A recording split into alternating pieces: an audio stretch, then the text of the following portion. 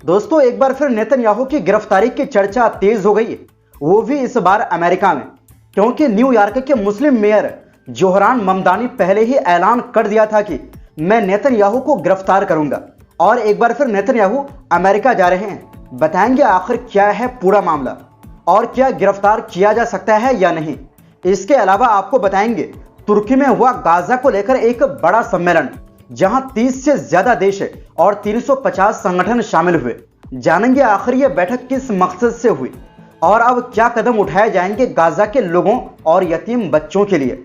वहीं ईरान ने किया एक और बड़ा ऐलान, परमाणु हथियार नहीं, स्पेस में अब लॉन्च करने वाला है अपनी आसमानी आंख। दुश्मनों के लिए यह खबर किसी डरावने सपने से कम नहीं।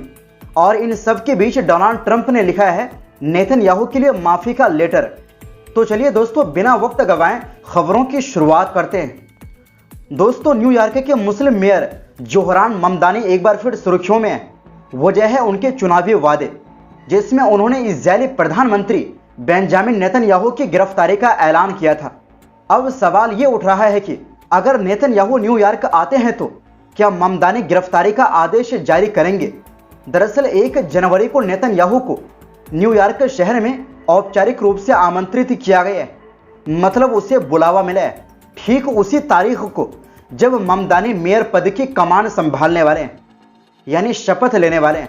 बता दें कि ममदानी ने कई इंटरव्यू में कहा है कि वो नेतन्याहू के खिलाफ इंटरनेशनल क्रिमिनल कोर्ट ICC के गिरफ्तारी वारंट का सम्मान करेंगे। ICC ने 21 नवंबर 2024 को नेतन्याहू के खिलाफ वारंट जारी किया था। उन पर गाजा में युद्ध अपराध और मानवता के खिलाफ अपराध के आरोप है। वारंट में कहा गया है कि नेतन्याहू ने भुखमरी को हथियार की तरह इस्तेमाल किया, नागरिक इलाकों पर हमले करवाए और हत्या, उत्पीड़न व अमानवीय कामों में शामिल रहे। MSNBC पर पत्रकार मेहदी हसन से इंटरव्यू में ममदानी ने दोहराया कि अगर नेतन्याहू डोनाल्ड ट्रंप की आड़ में न्यूयॉर्क आए तो उन्हें गिरफ्तार किया जाना चाहिए। उन्होंने कहा, हम उस शख्स की बात कर रहे हैं जिस पर ICC ने वारंट जारी किया है और जिसने करीब 2 साल तक फिलिस्तीनियों पर जुल्म किया। यह इंसाफ और इंसानियत के खिलाफ है और न्यूयॉर्क के हर व्यक्ति को यह बात महसूस होती है। दरअसल दोस्तों, मामला यह है कि रिपब्लिकन नेता और सिटी काउंसिल सदस्य इना वर्निको ने नेतन्याहू को न्यूयॉर्क आने का न्योता दिया है।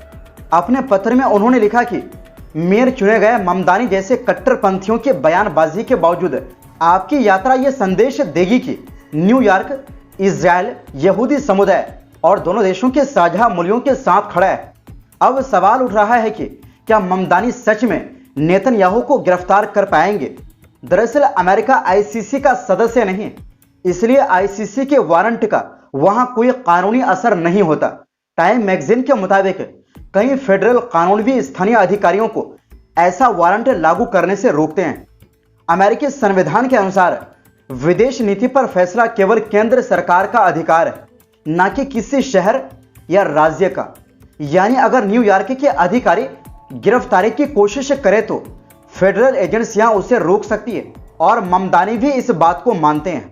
वहीं दूसरी ओर दोस्तों, तुर्की के शहर इस्तांबुल में गाजा के लिए अंतर्राष्ट्रीय इंसानी सम्मेलन हुआ, जिसमें दुनिया के 30 से ज्यादा देशों और करीब 350 संस्थाओं ने हिस्सा लिया।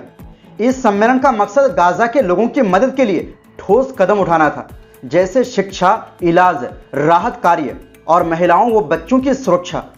सम्मेलन के आखिर में एक बयान जारी किया गया, जिसमें कहा गया कि गाजा के लोगों तक मदद जल्दी और सुरक्षित पहुंचाने के लिए तुर्की, कतर, मिस्र और जॉर्डन की निगरानी में एक इंटरनेशनल सपोर्ट सेंटर बनाया जाए।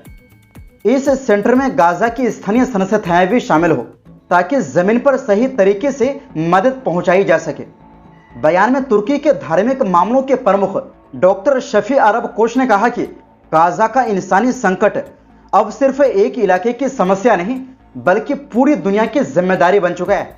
उन्होंने बताया कि इजरायली हमलों ने गाजा में घरों, अस्पतालों, स्कूलों और मस्जिदों को तबाह कर दिया है। वहां के लोग भोजन, पानी, बुनियादी चीजों के लिए तरस रहे हैं, इसलिए अब फौरन कार्रवाई की जरूरत है। सम्मेलन में कहा गया कि ये हालात दुनिया के लिए नैतिक और इंसानी जिम्मेदारी बन गए हैं। अब वक्त आ गया है कि दुनिया मिलकर गाजा को फिर से खड़ा करे और वहां के लोगों को सामान्य जिंदगी जीने में मदद करे। कॉन्फ्रेंस में कई अहम सुझाव दिए गए, जैसे यतीम बच्चों के लिए तुरंत मदद कार्यक्रम शुरू करना, अस्थायी शरण स्थल यानी राहत कैंप बनाना, फील्ड हॉस्पिटल और मेडिकल टीमों को एक्टिव करना, स्कूल, मस्जिद और अस्पतालों को फिर से बनाना और युवाओं व छात्रों के लिए स्कॉलरशिप और ट्रेनिंग प्रोग्राम शुरू करना। इसके साथ ही सभी प्रतिभागियों ने कहा कि एनजीओ और मीडिया को मिलकर काम करना चाहिए ताकि गाजा की सच्चाई दुनिया तक पहुंचती रहे और मदद रुक ना जाए। अंत में सम्मेलन के महासचिव डॉक्टर इसाम यूसुफ को उनके लंबे समय से चल रहे राहत कार्यों के लिए मानवीय सेवा का अग्रदूत का सम्मान दिया गया, यानी अवार्ड से सम्मानित किया गया। उन्होंने ये सम्मान गाजा के डॉक्टरों को समर्पित किया और कहा कि वो असली हीरो है जो मुश्किल हालात में भी लोगों की जान बचा रहे हैं। आखिरी बयान में दुनिया से तुरंत कदम उठाने की अपील की गई। कहा गया कि गाजा को फिर से बनाना सिर्फ जरूरत नहीं बल्कि इंसानियत का फर्ज है ताकि दुनिया में न्याय और इंसाफ की भावना को जिंदा रखा जा सके। वहीं दूसरी ओर दोस्तों, अक्सर ईरान के परमाणु कार्यक्रम की चर्चा होती है, लेकिन कम लोग जानते हैं कि ईरान अपने स्पेस प्रोग्राम में भी लगातार कमाल कर रहा है। अब एक बार फिर ईरान आसमान में अपने नए सैटेलाइट भेजने की तैयारी में है। दोस्तों, ईरान ने कहा है कि वो इस सर्दियों की शुरुआत में अपने 3 नए सैटेलाइट जफर, पाया और कौसर को अंतरिक्ष में भेजने जा रहा है। ये तीनों सैटेलाइट ईरान के अपने इंजीनियरों ने बनाए हैं और ये उसके सिविल स्पेस प्रोग्राम का हिस्सा है। ईरान के स्पेस एजेंसी के प्रमुख हसन सालरी ने बताया कि इन सैटेलाइट्स की तैयारी लगभग पूरी हो चुकी है और जल्दी ही इनके लॉन्च की तारीख का ऐलान किया जाएगा। उन्होंने बताया कि जफर, पाया और कौसर को ईरान की अलग अलग तकनीकी कंपनियों और स्पेस एजेंसी ने मिलकर बनाया है। जफर सैटेलाइट धरती की तस्वीरें लेने के लिए बनाया गया है। ये सैटेलाइट खेती, पर्यावरण की निगरानी और किसी आपदा जैसे बाढ़ या भूकंप के हालात समझने में मदद करेगा। पाया सैटेलाइट भी इसी तरह का है जो अलग अलग कामों के लिए जमीन और मौसम की विस्तृत जानकारी और तस्वीरें देगा। कौसर सैटेलाइट खास तौर पर खेती बाड़ी के लिए बनाया गया है। ये रोजाना फसलों की सेहत, हरियाली और पानी या खाद के इस्तेमाल की निगरानी करेगा। दोस्तों, सालरी ने कहा कि इन सैटेलाइट से ईरान को खेती, खनिज खोजने और धूल भरी आंधियों को ट्रैक करने जैसे कामों में मदद मिलेगी। उन्होंने बताया कि ईरान के 2 नए स्पेस स्टेशन सलमास और चेनेरान लगभग बनकर तैयार है और जल्द ही काम करना शुरू कर देंगे। ईरान इस वक्त चीन के साथ मिलकर चांद पर रिसर्च प्रोजेक्ट पर काम कर रहा है और ईसीओ संगठन के दूसरे देशों से भी वैज्ञानिक सहयोग बढ़ा रहा है। ईरान की स्पेस एजेंसी ने कहा है कि अब वो 10 साल की नई योजना बना रही है जिससे देश के स्पेस प्रोजेक्ट और ताकतवर होंगे। इसका मकसद है सैटेलाइट से मिले डेटा को खेती, पर्यावरण और आपदाओं से निपटने में काम लाना। दोस्तों, ईरान ने 2009 में अपना पहला सैटेलाइट उम्मीद लॉन्च किया था और तब से लेकर अब तक कई सैटेलाइट भेज चुका है। पश्चिमी देशों के सख्त प्रतिबंधों के बावजूद ईरान ने अपनी अंतरिक्ष तकनीक को लगातार आगे बढ़ाया है।